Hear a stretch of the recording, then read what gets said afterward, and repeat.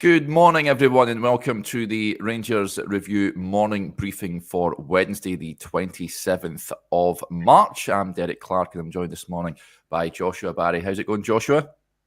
Yeah, good, Derek. I was at Hampden last night for Scotland, Northern Ireland, and it was one of the coldest games I've been to, and one of the most. It wasn't an entertaining game, so thawed out from that, and looking forward to a few more Rangers discussion points before we have obviously the game on Saturday to look ahead to. And today, I think, is a big talking point in terms of Todd Cantwell and what he can do between now and May. Yeah, Scotland's struggling at this moment. I never watched any of the game or the game against Holland, but that's now 7 without a win. I think not too good. I think a few of them had beat. There's an asterisk to a lot of the games. I actually thought they were pretty good over in Amsterdam, and probably just paid the Holland really racked up the score at the end of the game, didn't they? Last night it was a weird game because it's a friendly, so it's quite slow. It doesn't have that natural hate friendlies. Yeah, and we obviously don't have many of them because of the Nations League anymore. But I think they just not to go into a whole Scotland turn this into a Scotland podcast. But I think they struggled to break them down without real natural width aside from coming from their fullbacks, and didn't get a goal from a set piece or nothing to really open the game up. So not a game I'd rush to watch back. But yeah, always good to watch a game of football, Derek. Yeah, even absolutely. If it's friendly. Yeah, absolutely. Good result for Northern Ireland, incidentally. I know that there's so many of you tune in from over that neck of the woods. Good goal from young Conor Bradley as well. And I'm sure they'll be hoping that Michael O'Neill is still in the job for the foreseeable future, at least. I know he's been linked with the vacant Aberdeen job. I think that would be a very good appointment, incidentally. But people are tuning in to talk all things Rangers. And there's lots to talk about. Obviously, with the international, a lot of players away representing their countries. We're going to discuss Todd Cantwell in detail as well and what his return could mean for the title race. And before we do that, just a bit of podcast admin as ever. Word for our podcast sponsors, MPH Boilers, have got a brilliant offer on at this moment in time for home cover plans for Rangers fans. It starts with a rate of just 99 pence a month for the first 6 months. The all-important links are in the description below, folks. Do go and check it out if that is something that you are thinking of. Let's just we'll do a sort of international roundup, Joshua, then we'll discuss Cantwell. Fabio Silva netting again yesterday for Portugal's under 21s, a rout against Croatia 5-1. They won in that game. I think he set up 2 goals as well. He looks in good form. I know he scored as well against the Faroe Islands last week also. So he looks like he's in tip-top shape. Yeah, obviously scored that goal against Hibs just before the international break, kind of from that left-hand side as well. I've not watched the game, the under 21 game from Portugal yet, but I did catch a little bit of the highlights, and he seems to play this role where moves off the left, but more of a left winger. I think at times playing off the left can work from at Rangers. I think at times Clermont's football needs that kind of natural width coming from the wingers for those players to stay out wide. But he does look in good form. He's obviously an excellent player. There's been the question mark about is he going to start in that number 9 position. I think there's it's something we're going to discuss more on the website tomorrow, Derek, but I think there's a growing question about should Silva be the one who starts at number 9 in the Old Firm game? Where is Abdallah Sima going to be? It's unlikely he's obviously going to be able to start in that game, but do you play Dessers and Silva in that fixture? We've obviously spoken about Kemar Roof as well. What I do think is that you need to get Silva into that starting 11 somewhere. I think he's a player who's in really good form. We've seen a good amount of him, but he's still probably only started less than 10 games for Rangers, and as you say, looks like he's coming into a good bit of form. So I would be inclined to start him as much as possible. There's a question mark about who plays around him. I actually think the best role for him would maybe be if he was starting as a number 9 would be for Sima to be from the left, Derek, because he naturally kind of becomes that striker, doesn't he, and gives you a bit more incision in the attack. But we shall see. Desher's obviously got his goal in the first leg from the penalty spot, missed that 1v1. Just kind of. Yeah.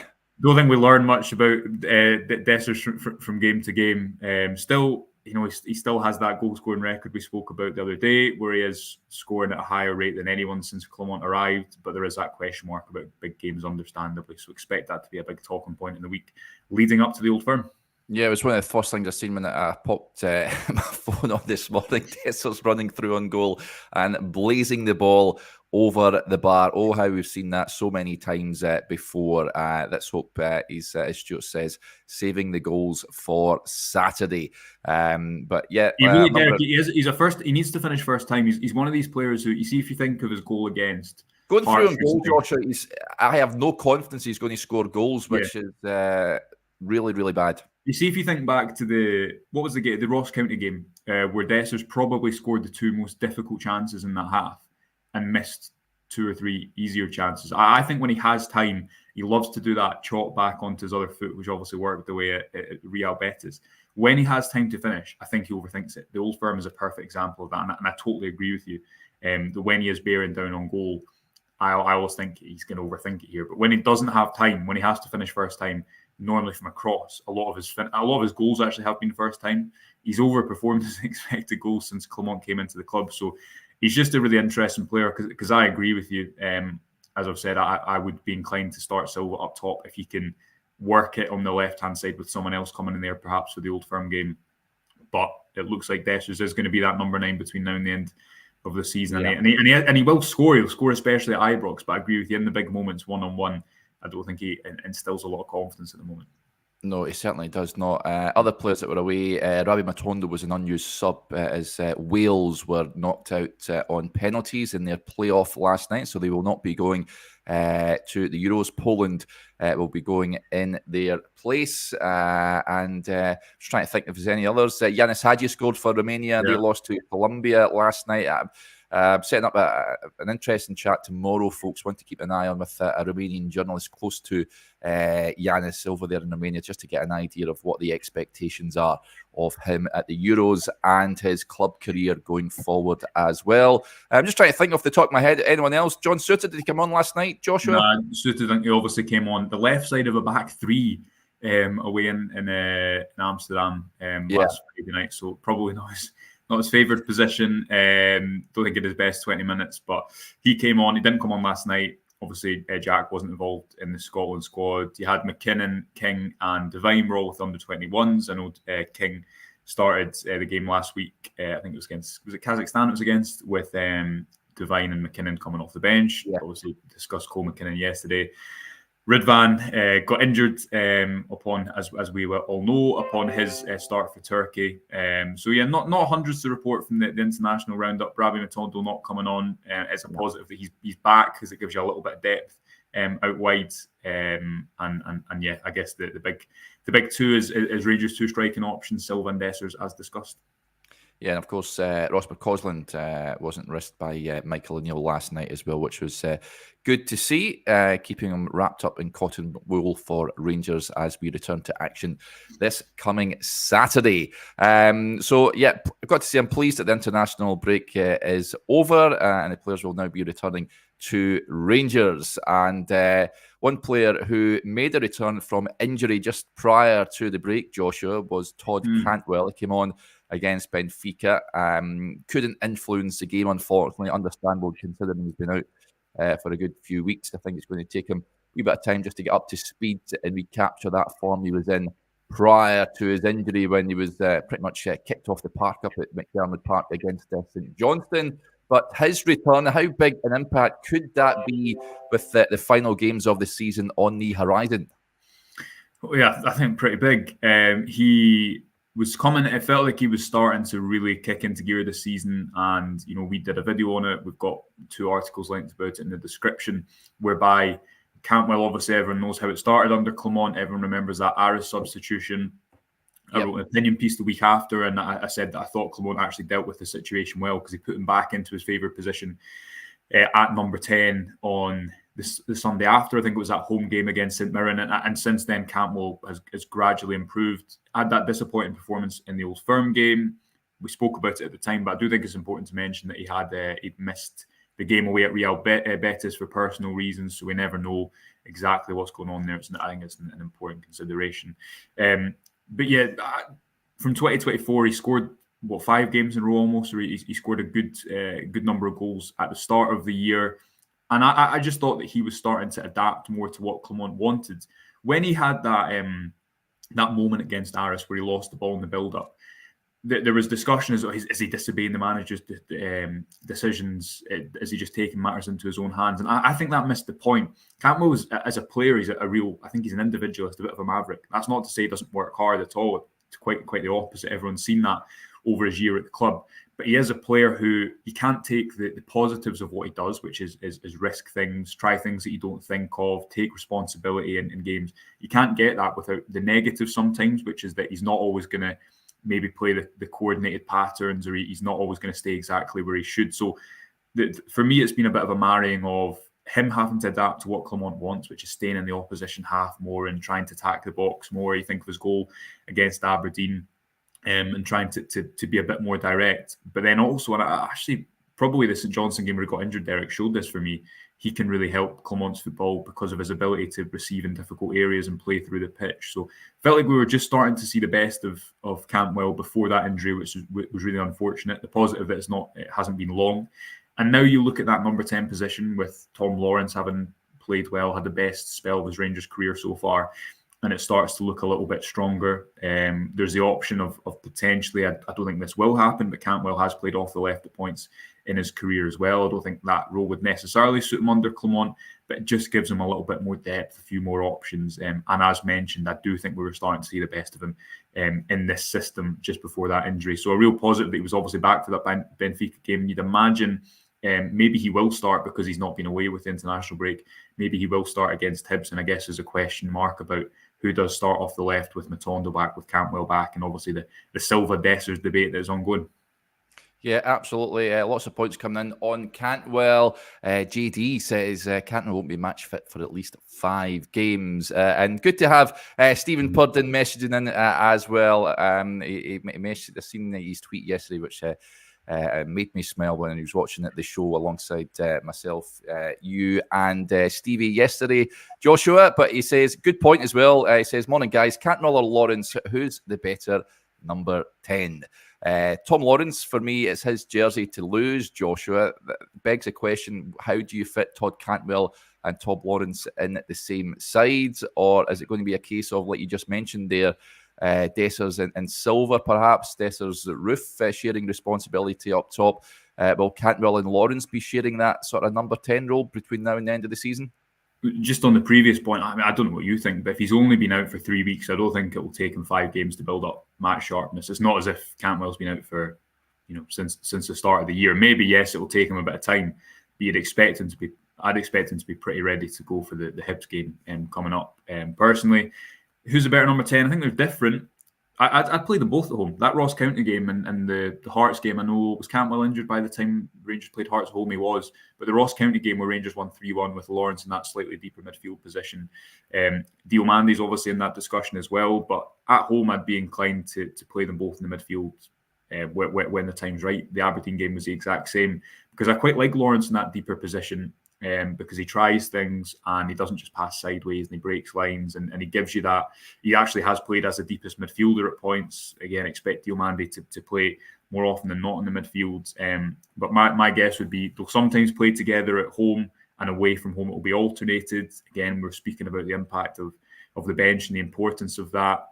Might be that Lawrence coming off the bench at points away from home could play a big part in the title race. So I think they're different players. Everyone knows that Lawrence likes to take a shot from range.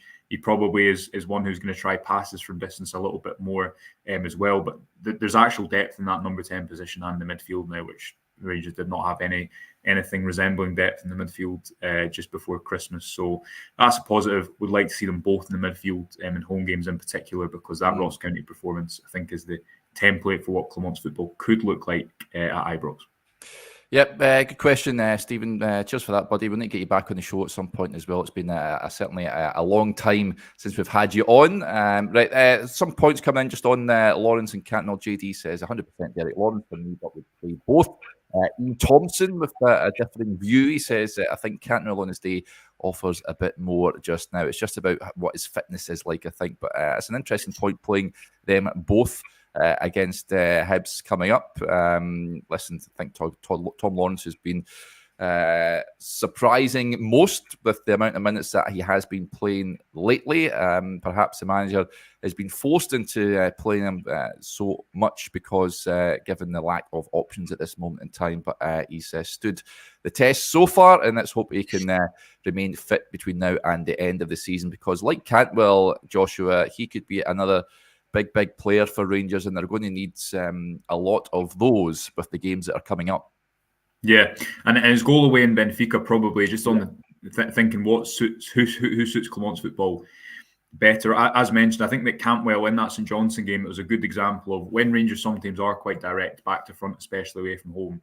Cantwell is probably the only real player in the squad, maybe Diomande as well if he's playing slightly higher up, who can take the ball with his back to goal and get out of difficult situations and give his team something different. Whereas Lawrence is probably more of that natural second striker. He's going to make runs into the box. He's going to stay higher. His goal against who was it, Kilmarnock away from home was a perfect example of that. And also, he shouldn't be underestimated. I think Lawrence probably has something to prove. He has time to make up. He's not got. He's in the peak or just after the peak around that time of his career. He's about 29, isn't he? I'm sure he'll want to make up for lost time of the last couple of seasons at Ibrox, and he played a huge part in the Rangers managing to overturn that lead away at Kilmarnock. Now, I know because he lost against Motherwell a few days after, that win maybe doesn't hold as much significance. But I still think it does, because hypothetically, if Rangers had went off the top of the league that night and Celtic had won, 7-1 or 7-0 at home to Dundee, I think the narrative totally shifts for that weekend with Celtic top of the league when the same games played. As we all know, both the Old Firm lost that weekend to Hearts and Motherwell. So Lawrence's role in that comeback was huge, because it was him who wins the free kick for Tavernier. Now, yes, he's just won a free kick 30 yards from goal. But if you look at his interaction in the lead up to both of those goals, it's just an intensity and an ability to kind of exploit gaps and go for it early. How often have we seen Rangers chase a lead, but they spend the first 20 minutes of the first half holding on to possession instead of, do you know what I mean? Instead of playing with that intensity. When they got into the lead, they restored that lead about 50 minutes into the second half. So totally agree. Lawrence will be a huge player, and it's good to have that option at number 10, because Rangers have not enjoyed that for much of the season. No, some interesting points come in. First of all, 56 incoming says, "Morning, gents. Enjoy the morning briefing. Highlight of the day." That's very kind of you to say so, sir. Matt Gunner with a point that ties in with a question I was going to pose to you, Joshua, just on the midfield options in there. He says, getting both Lawrence and Cantwell or Dio on the pitch should be the go-to going forward, in his opinion. Thought Mohamed Diomande looked a tad leggy against Benfica. I think the break would have done him the world of good, although saying that, he was called up by both Ghana and Ivory Coast under 23s. I think he opted to go along with the Ivory Coast national team, I'm sure, if I'm not mistaken. So he wouldn't have much of a rest. I'm not entirely sure if they played who they played when he went away with the national team there. But is that midfield trios? I mean, John Lundstram comes in for me. He's one of the first names in the team seat, Joshua. But again, he did look a bit leggy recently. I think the break would do him the world of good. Do Rangers have a first choice midfield trio in there for you? Do you think they do? I don't think they do. Well, somebody asked me this on when I done the members Q&A on Monday, and I said if everyone was fit, I would choose Lundstram, Diomande, and Lawrence. And then I was getting a bit of abuse saying, where does Dujon Sterling fit into that? I would say I'd probably play him on the right-hand side. But would you differentiate from that? I think at home, you'll see either Lundstram will always play at the moment. I still think going forward in certain games as Rangers, you saw it with Diomande coming into the team, especially away at Benfica. He's the one who moves into that kind of pivot position at the base of midfield to take the ball and try and turn under pressure. But Lundstram's going to play every single game probably between now and the end of the season. And at home at Ibrox, I'd like to see either a Lawrence and Cantwell or a Diomande and Cantwell, a more attacking option. We've not seen that enough in recent years, especially with James Tavernier's role and how he's kind of moving into midfield more regularly. That gives you a bit more security. But it's very game for game, because do you want Lundstram, Sterling and Cantwell, that example there, when you're trying to break down a team? No, not for me, because who's the player who's kind of coordinating it from the middle? That's why when I think Tom Lawrence can actually come in, as we saw against Ross County, and do that job in particular matches. Similarly, I think Diomande is a player who can fill in the 6, 8 or 10 That gives you really nice variation from game to game.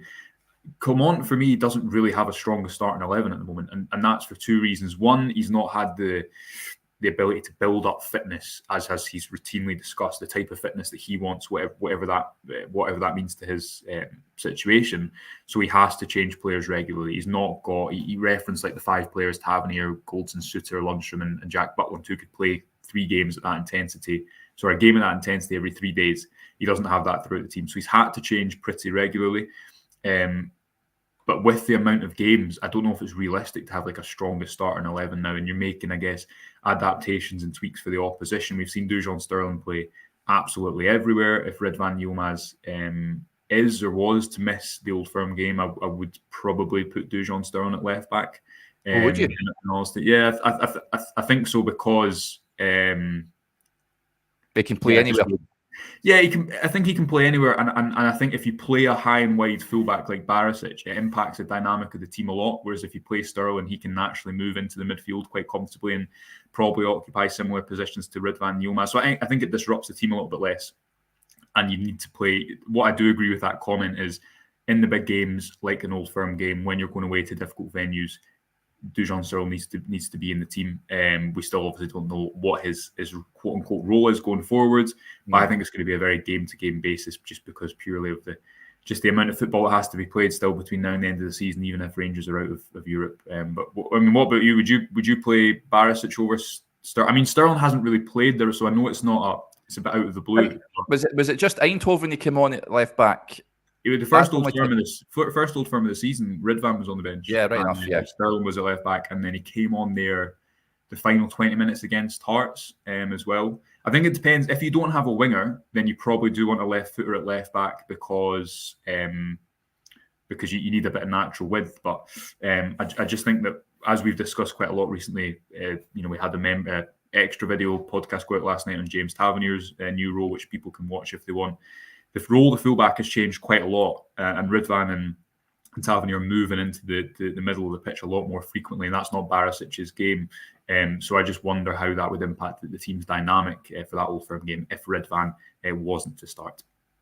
Yeah, let's hope he is going to be fit enough to start that Celtic game. He won't make the Hibs game, but who starts at left back on Saturday then, Joshua? Do you, if Sterling's fit, do you bring him in? Well, I think he will be fit, because the strain wasn't too serious. I don't know. Maybe you do just put your next best left back in there, which is what Clement has done so far, right? He's played, he's rotated Barisic and Ridvan, and Barisic had a bad night at Rugby Park. I don't think he's had a terrible season. I don't think he's had a lot of those performances. But I just think the question is, Rangers under Clement, one of the reasons I think they look more dynamic in the final third is they've just not always got fullbacks high and wide.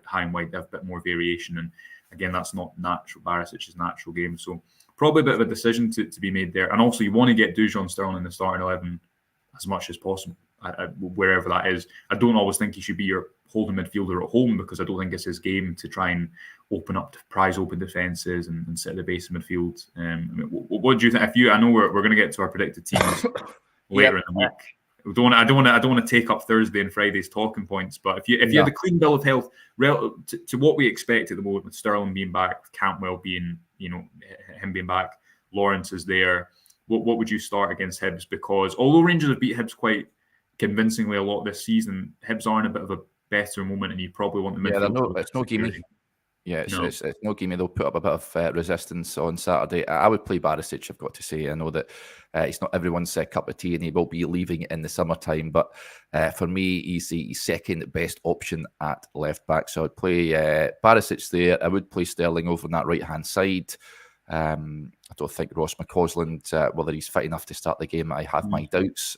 So, yeah, listen, I think I would Dujon over on the right and Barisic at left back. Let us know in the comments if you disagree. Ross agrees with me, says Barisic all day long for Saturday. And good to see Bluebell also agreeing with my prediction. But I won't tease any more of the players I think will be starting on Saturday. We'll hear from the manager, of course, on Friday about who is available, I'd imagine, and then we can make an assessment based on that. There was an interesting point as well, just come in just on Diamandi. Well, first of all, this one, it's on the website. I noticed this today. JD says, you see this headline, Derek, new £16 million Premier League starlet Ibrahim Osman has named Mohamed Diamandi in a list of inspiring figures in his career. Yes, this is an interview with The Athletic. He's just joined Brighton, of course. They both played with each other at FC Nordsjælland. So he says he's an inspiring figure, which is good to hear.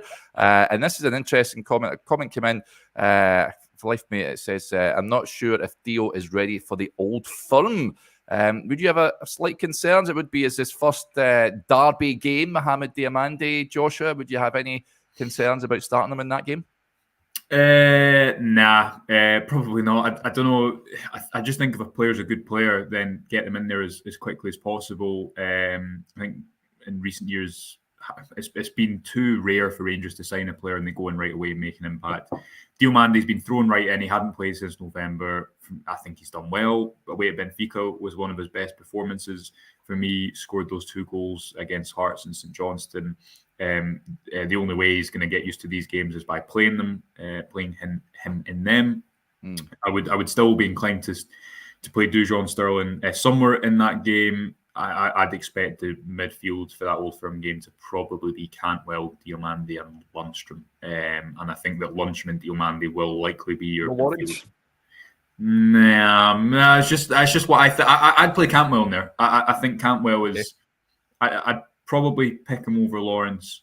If it's one between the two, I think Lawrence is a more likely player to come on and be a good sub and make an impact. And I do think that, as we've discussed with Kemar Roof, Rangers are going to need these impacts from the bench at different points. But I really like Tom Lawrence, and he's made a really good impact in the last couple of months. So it's good to have these options. But if you were to press me now, and we can come back to this when we're both wrong in a couple of weeks, but I'd probably say Cantwell, Diamandi, and Lundstram as your midfield on April the 7th. Interesting. Yeah, well, I'm sure as soon as the Hibs game is out the way, we'll spend all week building up to that Old Firm encounter at Ibrox. John McIver says, I'm glad Derek doesn't pick the team. So I'm sure all Rangers fans are happy that I have no say on what team takes to the field as well. And this was a point I flagged up, worthy of a mention. Maka says, morning lads, well done Dave McKinnon and Derek Ferguson for their work in the refurbishment of Davey Cooper's statue. It was terrible when I saw it last year, so thanks to them. Yes, absolutely, well done to both. I've seen it's been given a good old bit of TLC there, and it has been restored because it was needing that. It's obviously based over at Strathclyde Palace grounds over in Hamilton, and it's good to see that it has been restored somewhat. So have you passed by it before, Joshua? I've not, no, but I was going to say that Martin Ramsey, good friend of the show, contributor, wrote a brilliant piece about Davey Cooper, 29 years on. I think it was on the website on Saturday or Sunday. So really enjoyed reading that, but seen that as well, and totally agree with you. Good to see that happen, and I'm sure everyone watching the show would be in total agreement. Yeah, well done to Dave and Derek for that in the work in restoring that statue. And as Joshua said, yeah, it's a brilliant piece over on the website, folks. We've got that 2 offers still on at this moment in time. Loads of you have taken it up over on the website, just £4 for 4 months or £18 for an entire year. Head over to rangersreview.co.uk/subscribe for all the details and to sign up. Right, we'll wrap up there. Huge thanks to Joshua as ever, and to each and every one of you for interacting with the show. As Joshua mentioned earlier on, there's that video on James Tavernier to go and check out. I'd urge you to do so. It's a great little watch, that one. For the YouTube members, we will be back. Of course, we'll have the press conference reaction on Friday. We'll look to have 1 or 2 more videos coming your way this week as well. So keep your eyes peeled for that. Right, until we speak to you next time, enjoy the rest of your Wednesday. Bye for now.